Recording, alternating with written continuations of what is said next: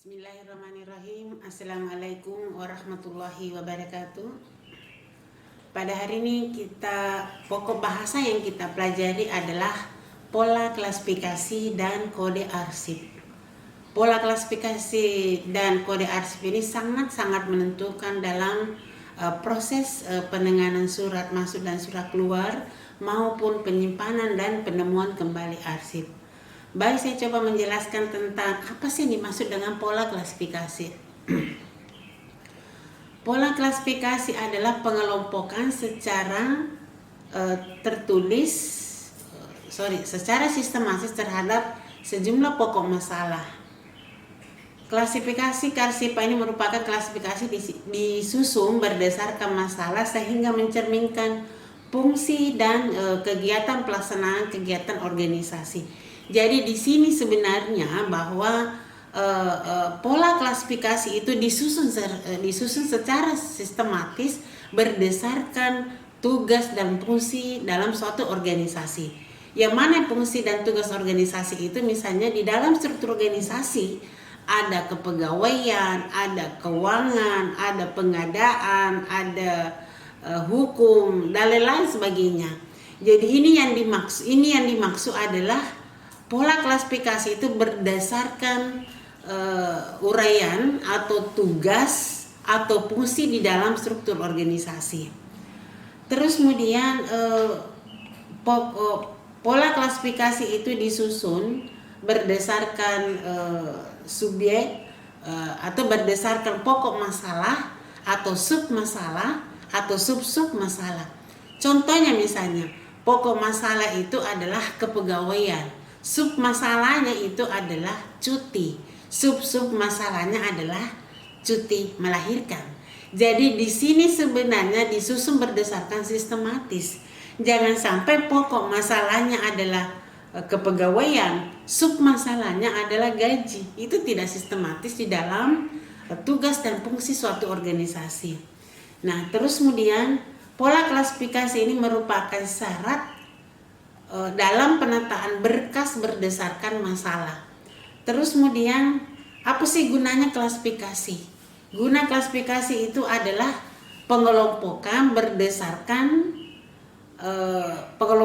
arsip berdasarkan urusan masalah yang sama ke dalam satu berkas. Jadi saya tadi sudah menjelaskan bahwa pengelompokan arsip ini berdasarkan urusan yang sama atau masalah di dalam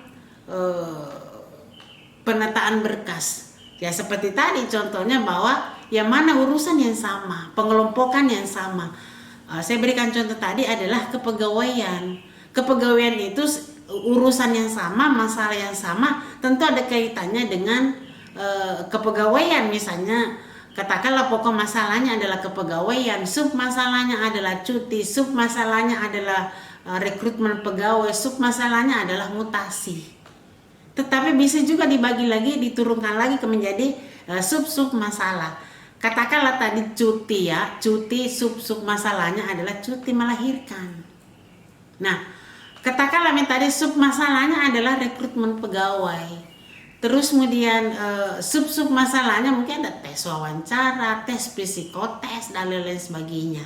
Itu pola klasifikasi disusun berdasarkan masalah yang sama. Nah, yang kedua tadi adalah mengatur penyimpanan secara sistematis. Ya dengan adanya tadi pengklasifikasian yang bagus, diklasifikasi berdasarkan kepegawaian, diklasifikasi atau dikelompokkan berdasarkan keuangan, pengadaan, produksi, pemasaran. Ya itu yang dimaksud adalah untuk mengatur penyimpanan arsip secara logis dan sistematis. Yang ketiga untuk memudahkan penyimpanan dan penemuan kembali arsip. Nah, coba kalau misalnya kita klasifikasi tidak ada pengelompokan yang teratur, yang sistematis, pasti untuk menyusahkan penyimpanan. Contohnya misalnya kita gabung semua arsip digabung menjadi arsip keuangan, digabung ke dalam satu tempat itu adalah arsip kepegawaian dan sebagainya. Atau kan misalnya kita lihat contohnya sekarang katakan ini masih sistem manual ya, karena sekarang ini sudah sistem sistem komputerisasi. Nah, saya melihat itu misalnya ada juga di dalam perusahaan atau kantor itu cuma dikasih label, satu owner diberi label surat masuk dan surat keluar, itu dalam waktu 1 tahun. Nah, coba kalau kita mencari satu aksi itu kan butuh waktu untuk cari per lembar demi lembar. Kemudian kita menemukan arsip. Belum lagi kalau arsip itu dilubangi, dimasukkan ke dalam owner, kita keluarkan, kita masukkan, bisa saja arsip itu robek dan sebagainya. Ini bisa saja menghilangkan keaslian surat. Masih bagus kalau Dubai itu tidak kena informasi di dalam arsip itu sendiri. Itu. Jadi selain untuk tadi mengatur penyimpanan secara sistematis, juga untuk sebenarnya memudahkan penyimpanan dan penemuan kembali. Nah, kalau misalnya kita kelompokkan tadi pengelompokan berdasarkan pokok masalahnya adalah kepegawaian, pokok masalahnya adalah keuangan, tidak dicampur ya, tidak dicampur-campur dalam satu tempat, tetapi ini diklasifikasi dengan baik. Sebelum kita simpan, kita kelompokkan dulu, kita klasifikasi dulu. Beda dengan komputer. Nah, ini kita baca dulu manualnya. Nah, kalau kita nanti sudah mengerti manualnya, pasti kita mengerti dengan komputerisasinya. Kalau misalnya komputerisasi ya, kalau kita menggunakan aplikasi, sudah tidak ada lagi pengelompokan. Begitu kita terima surat, kita scan surat itu, kita input di dalam aplikasi, kita upload, nanti kita pencarian itu komputer yang mengelompokkan apa yang kita cari. Kita cari arsip berdasarkan misalnya katakanlah berdasarkan nomor surat, berdasarkan perihal dan lain sebagainya, maka arsip itu siap untuk di print atau di download. Terus kemudian kegunaan klasifikasi ini, tentu kegunaan klasifikasi ini adalah merupakan pedoman baku untuk penataan arsip berdasarkan sistem pemberkasan. Jadi adanya klasifikasi ini tentu memudahkan, jadikan pedoman untuk penataan suatu arsip.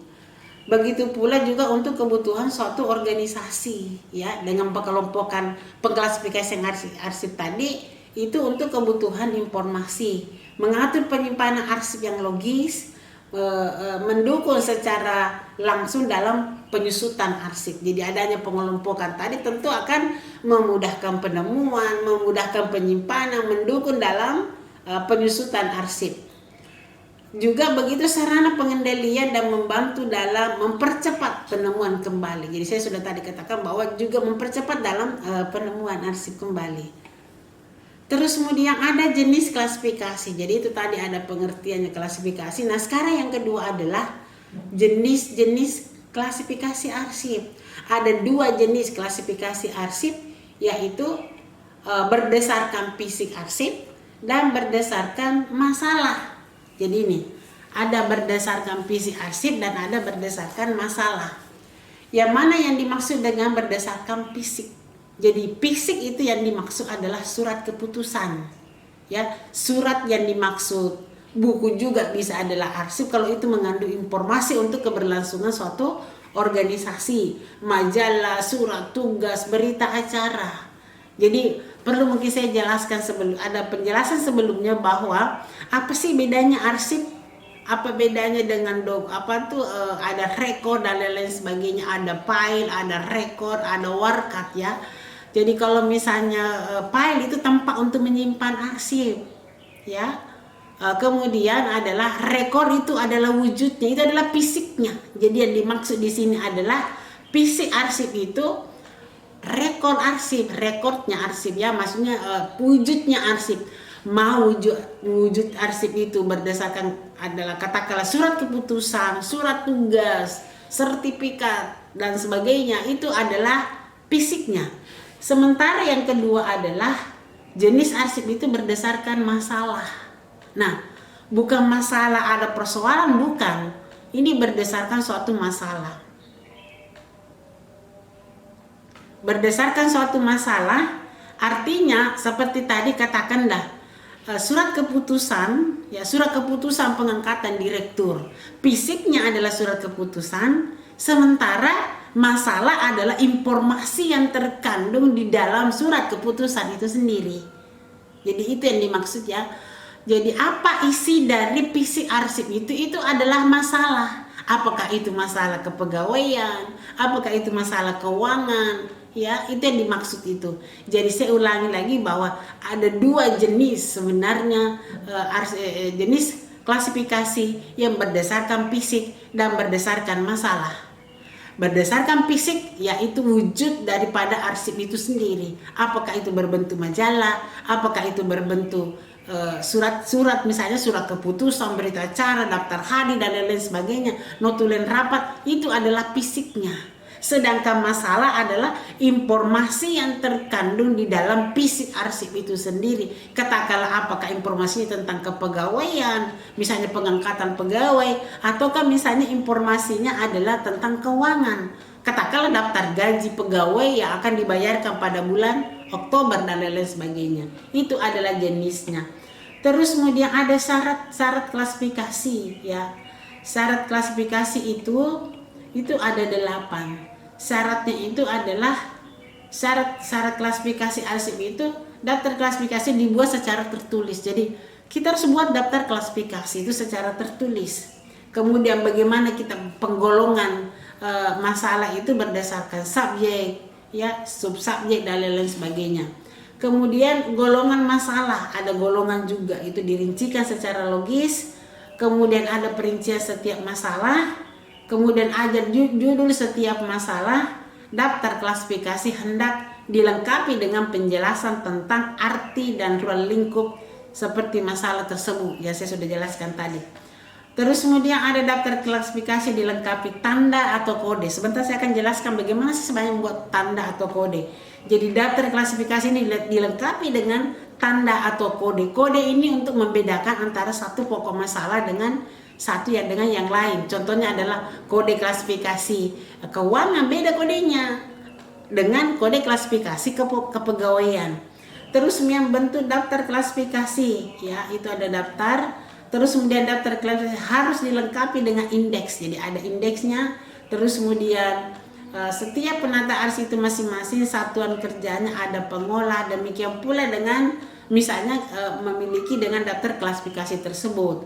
Usahakan mempunyai hubungan ya. Usahakan bahwa daftar klasifikasi itu ada hubungan antara satu pokok masalah dengan sub masalah. Jangan sampai tadi pokok masalahnya kepegawaian, sub masalahnya adalah gaji, itu beda. Kemudian menggambarkan ruang lingkup dalam proses kegiatan. Jadi membuat satu klasifikasi itu ada suatu gambaran dalam struktur organisasi pada kantor itu. Jangan sampai ada pokok masalahnya misalnya pemasaran, sementara kantor itu tidak ada dalam struktur organisasi pemasaran. Ini salah. Jadi kita mengacu pada struktur organisasi. Saya mencoba memberikan lagi contoh kembali bahwa contoh untuk dalam pembuatan klasifikasi adalah katakanlah misalnya tadi ada kepegawaian, sub masalahnya adalah pengadaan, sub masalahnya adalah lamaran, terus kemudian ada tes, ada pengangkatan dan lain-lain sebagainya.